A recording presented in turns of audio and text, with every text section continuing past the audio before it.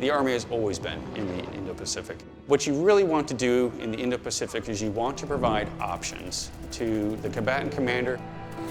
You can change conditions before the enemy has a chance to respond to it, and it gives you more chess pieces with which to play the game.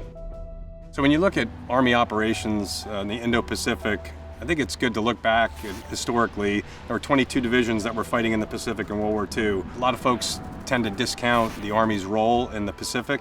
It's absolutely critical in terms of what you have to be able to do. I don't think there's any doubt in anyone's mind that a future full-scale conflict in the Pacific is going to be a joint services fight, and the Army is going to have a significant role in that fight. In order to do that, the Army requires future vertical lift capability with a revolutionary leap in speed, range, and endurance. First time I flew a tilt rotor was phenomenal. You can see that it's a game changer right away, and I was immediately hooked.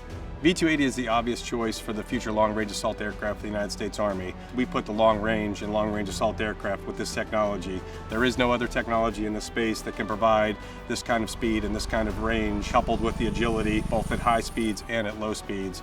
The Indo-Pacific is a challenge because of the vast distances. I've done 2 transatlantic flights in a tilt rotor.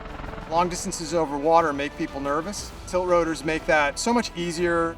So when you couple the FLRAA aircraft with our V-280 Valor and looking at what they need to be able to do, the ranges that are required, the speeds that are required, the ability to organically resupply troops spread across the Pacific, you have to have that reach designed into the aircraft so that you can execute those operations. That's going to be critical in the Pacific fight. You have to afford yourself strategic opportunities. You have to have the range and the speed such that you have strategic response options. If you need to transport the aircraft by ship, on water, if you need to transport that aircraft via military airlift, or if you need to self-deploy that aircraft. We want to provide the Army strategic response options in the Pacific and allow them opportunities to get to the fight and be in the fight.